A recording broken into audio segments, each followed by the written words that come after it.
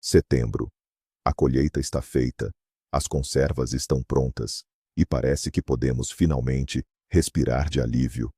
Olha para os seus canteiros vazios e sente um orgulho merecido.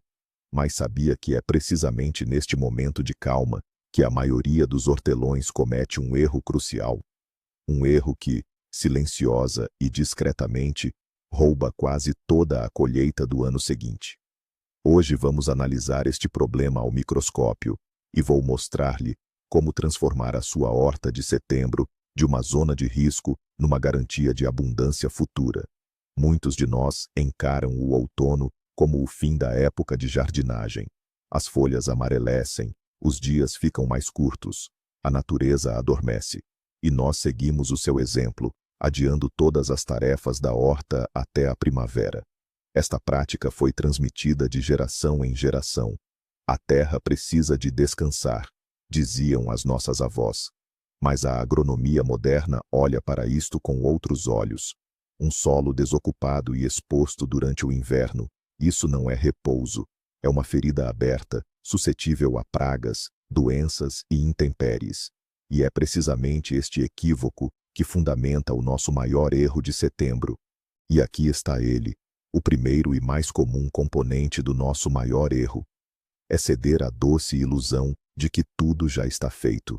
Imagine esta cena. Acabou de colher a última cenoura, retirou da horta um balde de beterrabas selecionadas. As costas doem um pouco, mas a alma está em paz e cheia de um orgulho merecido. A despensa está cheia, as prateleiras vergam com o peso dos frascos. A missão deste ano está cumprida. Parece que, com a consciência tranquila, podemos encerrar a temporada da horta, colocar um cadeado no portão e esquecer o jardim até a primeira gota da primavera. Sentimento familiar, não é? É precisamente neste momento de relaxamento que reside a raiz do problema. Olhamos para a terra vazia, cuidadosamente limpa, e pensamos: que descanse. Vemos um canteiro vazio como um sinal de ordem e trabalho concluído. Mas para a natureza, uma terra vazia, sem cobertura, não é descanso. É um enorme estresse. É como deixar uma casa com janelas e portas escancaradas durante todo o inverno. Partimos, e na nossa terra começa uma vida completamente diferente, oculta aos nossos olhos, e acreditem, esta vida não vos vai agradar nem um pouco. No instante em que o portão se fecha atrás de você, nos seus canteiros indefesos, começa uma verdadeira batalha pela sobrevivência. O primeiro a atacar é um inimigo invisível, mas extremamente astuto, a erosão. Primeiro vem o vento. Ventos frios e impetuosos de outono sopram livremente pelo seu terreno. Eles levantam sem esforço as partículas de solo mais finas, as mais leves e, o mais importante, as mais férteis. Não é apenas poeira, é aquele humus precioso que você cultivou por anos, adicionando composto e fertilizantes. O vento simplesmente o leva embora, carregando a sua fertilidade para os vizinhos ou para a vala mais próxima. Em seguida, entram em cena as chuvas de outono. Estas já não são as regas suaves do verão. Gotas pesadas e frias castigam a terra nua, quebrando a sua estrutura. A água já não é absorvida tão bem como antes. Ela começa a escorrer, formando pequenos regatos que arrastam tudo em seu caminho. Toda a camada superior, a mais rica em nutrientes, literalmente escorre dos seus canteiros.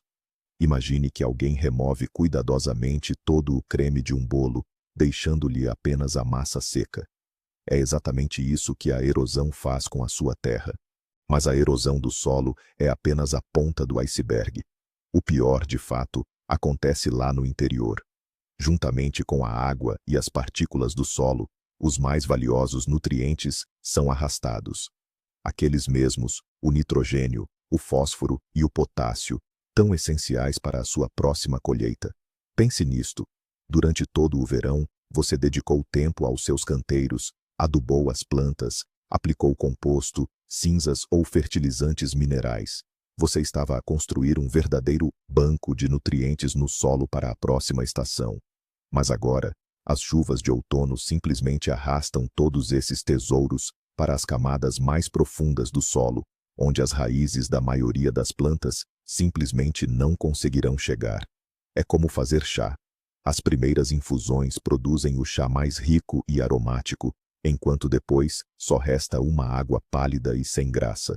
É exatamente assim que as chuvas esgotam o seu solo, e quando a primavera chega, de toda aquela riqueza, não resta mais nada.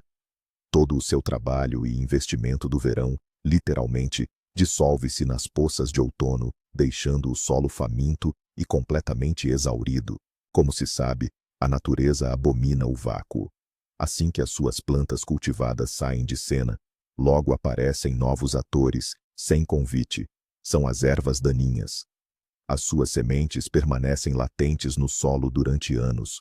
Dormiram todo o verão à sombra dos seus tomates e pepinos, esperando pacientemente a sua vez. E agora chegou o momento. Para elas, a terra outonal, livre, úmida e ainda quente, é um verdadeiro hotel de 5 estrelas com tudo incluído. É precisamente agora que as ervas daninhas mais resistentes e agressivas, como a grama, a tanchagem e o dente de leão, começam a desenvolver as suas raízes.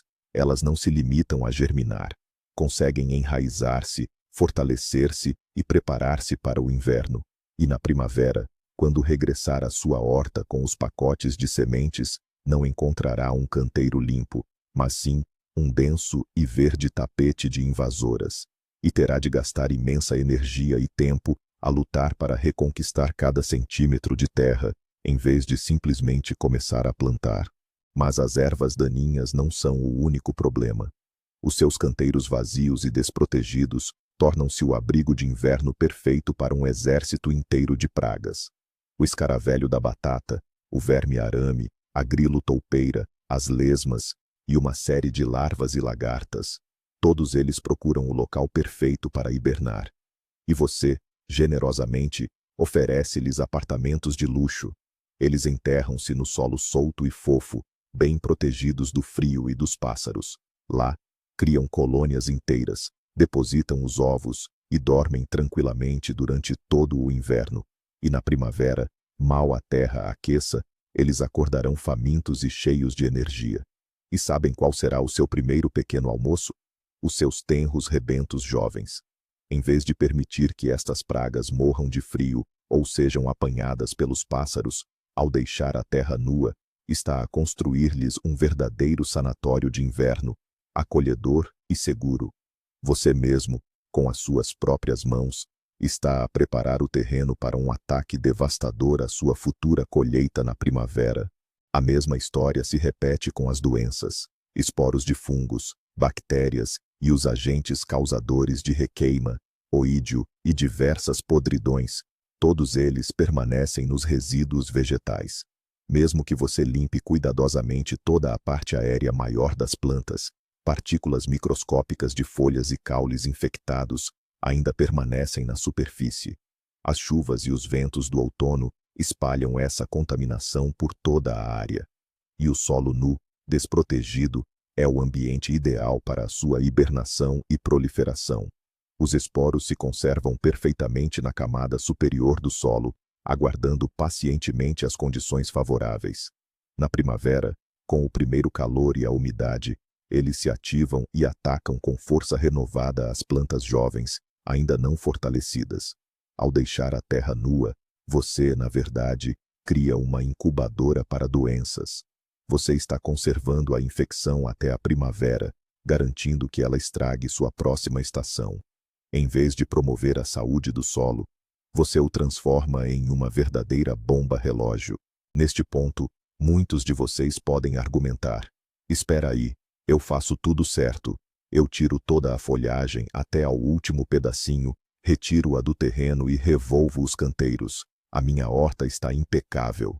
E é exatamente aqui que reside mais um profundo equívoco. A limpeza minuciosa dos restos vegetais é, sem dúvida, um passo importante e necessário. De facto, eliminam uma parte considerável de pragas e doenças. Mas isso está longe de ser suficiente. É apenas um procedimento cosmético, uma mera higiene. É como escovar os dentes. mas continuar a alimentar-se exclusivamente de açúcar. Eliminam a parte visível do problema, mas não o resolvem na raiz. Um solo nu, por mais limpo e revolvido que esteja, ainda assim permanece vulnerável à erosão, à lixiviação de nutrientes, às ervas daninhas e às pragas que já conseguiram esconder-se no solo. A vossa ordem perfeita é, infelizmente, apenas uma ilusão de controlo. Na verdade, um canteiro tão estéril é uma ferida aberta que vai padecer durante todo o inverno. Mas então, o que fazer? Como quebrar este ciclo vicioso de erros do outono? A resposta é surpreendentemente simples e elegante. A primeira e mais importante regra de setembro é: nunca, em circunstância alguma, deixar o solo nu. A terra precisa ser vestida para o inverno, e o melhor, mais útil e belo traje para ela são os adubos verdes, ou como também são chamados, as plantas de cobertura. São plantas que semeamos não pela colheita, mas pelo benefício para o próprio solo.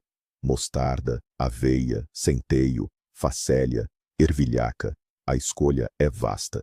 Com o seu sistema radicular, eles arejam o solo melhor do que qualquer pá, tornando a sua estrutura arejada e com boa capacidade de retenção de água. Com a sua massa verde, como um cobertor vivo, cobrem o solo dos ventos e das chuvas, travando completamente a erosão. Não dão a mínima chance às ervas daninhas, e quando chegam as geadas, eles morrem e se transformam num excelente adubo orgânico, devolvendo ao solo tudo o que acumularam durante o outono. Este é o modo mais simples e eficaz de, simultaneamente, alimentar, proteger e revitalizar o seu solo. É aqui que nos deparamos com um dos mitos mais persistentes da jardinagem e da horta. Ele diz assim: em setembro, já é tarde demais para semear qualquer coisa. Nada vai ter tempo de crescer. Muitos olham para o calendário, veem a aproximação do frio e acabam por desanimar. Mas isso é um equívoco total. Setembro, especialmente a primeira quinzena, é a altura ideal para semear adubos verdes resistentes ao frio. Culturas como a mostarda branca, a aveia, o centeio ou a facélia não temem geadas ligeiras. Elas germinam muito rapidamente e conseguem desenvolver uma boa massa verde antes da chegada das geadas mais intensas. Não precisam de florir nem de dar sementes. A sua função é criar aquele tapete verde que protegerá o solo. Mesmo que cresçam apenas 10 a 15 centímetros, isso já será de uma enorme utilidade. Estas plantas cumprirão a sua principal função: cobrir o solo, areá-lo com as raízes e servir de alimento para os micro-organismos do solo. Por isso, afaste as dúvidas. Semear adubos verdes em setembro não é tarde. É, na verdade, o momento perfeito. Outro erro comum diz respeito à adubação orgânica. Tradicionalmente, o outono é a época ideal para adubar. Muitos, porém, ainda seguem o costume antigo de usar estrume fresco, não curtido. A lógica por trás disso parece impecável. Ele curtiria durante o inverno e, na primavera, as plantas teriam acesso a nutrientes prontos.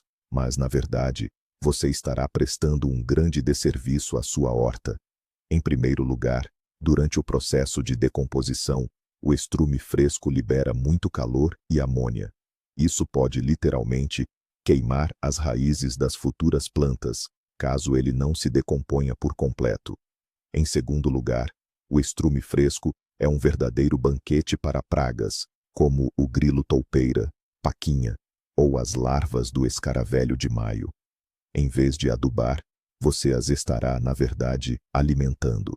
E, em terceiro lugar, ele contém uma enorme quantidade de sementes de ervas daninhas não digeridas. Ao usar estrume fresco, você estará, na verdade, infestando seus canteiros com ervas daninhas como o azevém e o bredo, garantindo trabalho extra por anos a fio. Lembre-se de uma regra simples: no outono, aplique nos canteiros apenas estrume completamente decomposto, ou seja, o humus, ou composto maduro. Com a cinza de madeira, a história é bem parecida. Ela é um excelente fertilizante rico em potássio e fósforo, além de ser uma fonte de micronutrientes. E muitos jardineiros, com a melhor das intenções, espalham-na generosamente por todo o terreno, pensando que, quanto mais, melhor.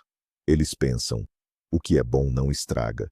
Mas com a cinza, essa regra não se aplica.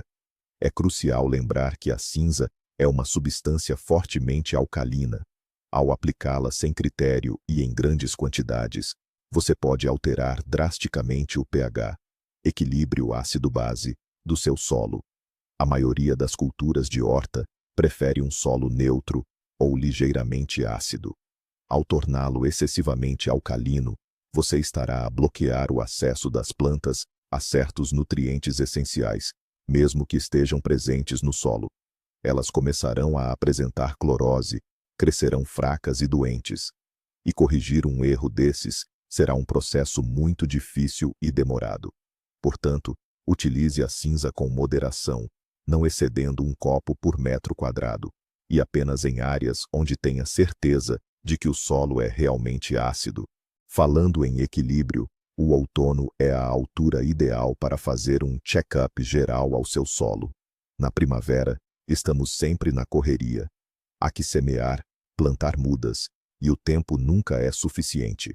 Mas no outono, depois da colheita, podemos, com calma, recolher amostras de solo de diferentes canteiros e verificar a sua acidez, ou pH. Para isso, existem kits simples e econômicos com tiras de pH, que se vendem em qualquer centro de jardinagem. E por que fazer isto? Sabendo o pH exato do seu solo, conseguirá perceber se precisa de corrigir a sua acidez. Se o solo estiver ácido, é precisamente no outono que é melhor aplicar calcário dolomítico, cal, ou até mesmo cinza.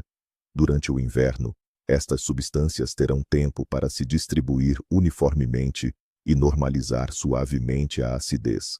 Na primavera, encontrará um solo já preparado e equilibrado, pronto para receber qualquer cultura. Este simples passo irá poupar-lhe muitas dores de cabeça e dinheiro em fertilizantes na próxima época. E aqui estamos, diante de uma das discussões mais acaloradas entre os jardineiros, um debate que já dura décadas: revolver a terra no outono ou não. Os defensores da tradicional escavação profunda, que vira o torrão, argumentam que é a forma mais eficaz de eliminar ervas daninhas e pragas. Por outro lado, os que se opõem, adeptos da agricultura natural, consideram essa prática uma barbárie que mata o solo. A verdade, como sempre, reside algures no meio. A escavação profunda, de facto, compromete a estrutura do solo, desfazendo os canais criados pelas raízes e minhocas. Ela traz à superfície a camada menos fértil e enterra a mais rica. E o mais grave, aniquila uma quantidade imensa de micro-organismos benéficos do solo, que são os nossos grandes aliados. A abordagem moderna sugere uma mobilização superficial do solo com um sacho ou cultivador a uma profundidade de apenas 5 a 7 centímetros. Isso é o suficiente para cortar as raízes das ervas daninhas e melhorar a troca de ar, sem comprometer a estrutura viva do solo. E se tiver semeado adubos verdes, a escavação torna-se totalmente supérflua. As raízes dessas plantas farão todo o trabalho por si. O que fazer se setembro chegou frio e chuvoso, e você percebe que já é realmente tarde para semear adubos verdes? Será que está tudo perdido e os canteiros terão de ficar desprotegidos? Claro que não. Existe uma excelente alternativa: a cobertura morta. A sua tarefa continua a mesma: cobrir o solo. Só que, em vez de uma manta verde viva, você usará uma manta orgânica. Para isso, são perfeitos a palha, o feno, a relva cortada, folhas caídas de árvores saudáveis, ramos triturados ou um composto bem maturado. Basta espalhar a cobertura morta sobre a superfície dos canteiros, numa camada espessa, com pelo menos 10 a 15 centímetros de espessura. Esta camada, como um casaco, protegerá o solo do congelamento, da erosão e impedirá o crescimento de ervas daninhas.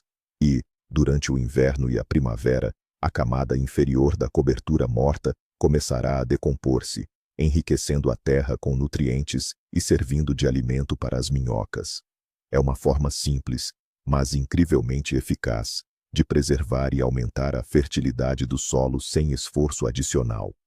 No entanto, mesmo numa tarefa aparentemente simples como a cobertura morta, existe um detalhe crucial, um erro que pode ser cometido. A origem do material de cobertura é de extrema importância. Nunca, e sublinhe-se bem, nunca utilize para cobrir os canteiros a rama ou a folhagem de plantas doentes, como por exemplo, tomateiros ou batateiras atacados por requeima. Evite folhas de árvores que tenham sido afetadas por sarna ou oídio. Ao usar este tipo de material, em vez de proteger, estará a infestar o seu solo. Estará, literalmente, a cobrir os canteiros com um manto repleto de esporos de fungos e pragas. Estará a criar-lhes as condições ideais para o inverno, garantindo que, na primavera, ataquem as suas novas culturas. Por isso, escolha o seu material de cobertura com o mesmo rigor com que seleciona as suas sementes. Utilize apenas material orgânico saudável e isento de contaminações. É preferível deixar o canteiro sem qualquer cobertura do que protegê-lo com uma fonte de futuros problemas. Vamos falar sobre os seus maiores, mas totalmente invisíveis, aliados. Estamos nos referindo a bilhões de micro-organismos e, claro, as minhocas que habitam o seu solo. São eles que tornam a terra viva e fértil. Eles processam a matéria orgânica, transformando-a em nutrientes facilmente assimiláveis pelas plantas. São eles que criam aquela estrutura granulosa do solo, que retém bem a umidade e permite a circulação do ar. É uma verdadeira fábrica subterrânea de fertilidade. Agora, imagine que você deixa o solo descoberto durante o inverno. Você priva todo esse exército de trabalhadores de abrigo e alimento. Sem uma cobertura vegetal ou sem mulch, a camada superior do solo congela, resseca, e a maioria dos micro-organismos benéficos simplesmente morre. As minhocas se aprofundam ou também perecem. Quando a primavera chega, seu solo não está apenas empobrecido, ele se torna morto, sem vida. E para restaurar essa frágil ecossistema, serão necessários anos.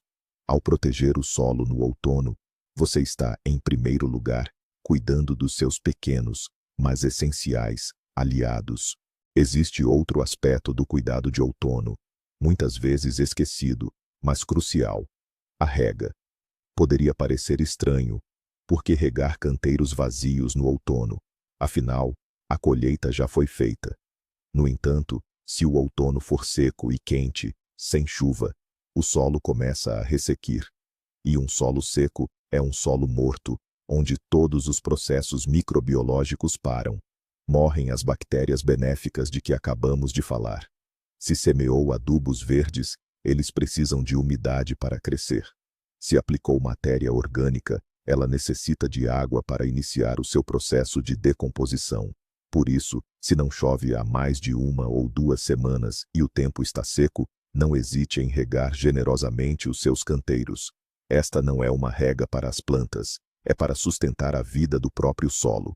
Ao fazê-lo, preservará a sua microflora e ajudará os restos orgânicos a transformarem-se mais rapidamente em humus valioso.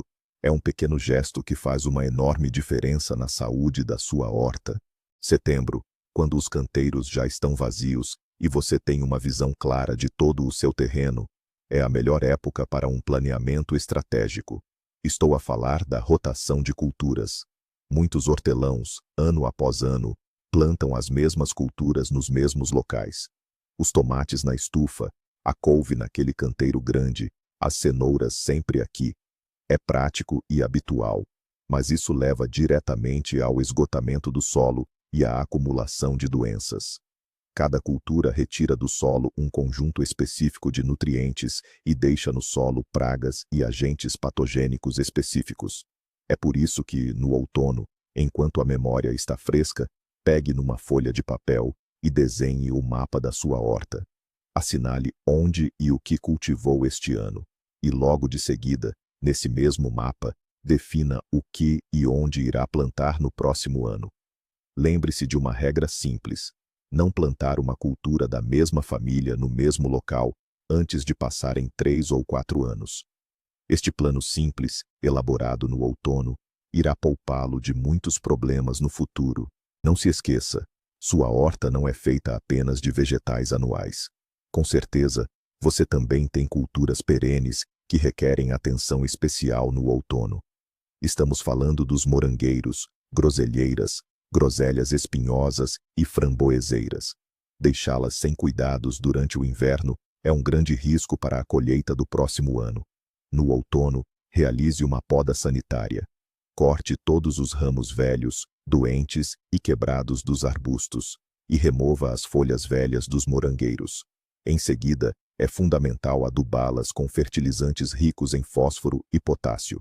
São esses nutrientes que garantem a formação dos botões florais para a próxima safra e ajudam as plantas a sobreviver melhor ao inverno.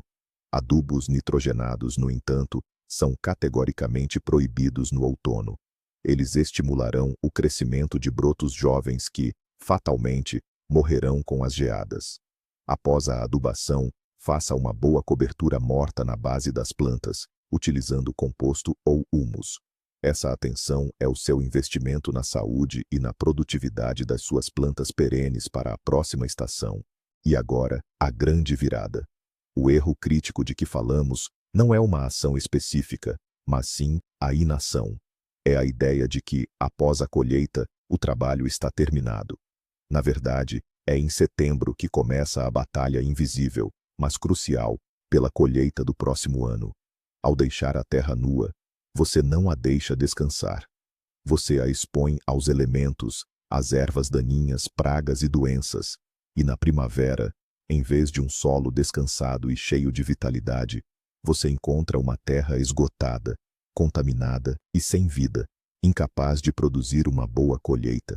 Todos os seus esforços de primavera, a compra das melhores sementes, o plantio das mudas, as adubações, serão em vão, porque a base foi destruída já no outono. Então, vamos recapitular.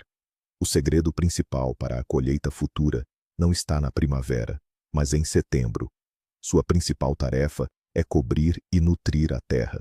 Use adubos verdes, cobertura morta, adicione composto maduro, planeje suas plantações. Pense no cuidado de outono, não como uma tarefa chata, mas como o investimento mais importante na sua futura abundância. Obrigado por assistir a este vídeo até o fim. Espero que tenha sido útil para você. Se sim, deixe o seu like e inscreva-se no canal para não perder os próximos vídeos. E agora, uma pergunta para você. Qual foi o maior erro que você cometeu no cuidado de outono com a horta?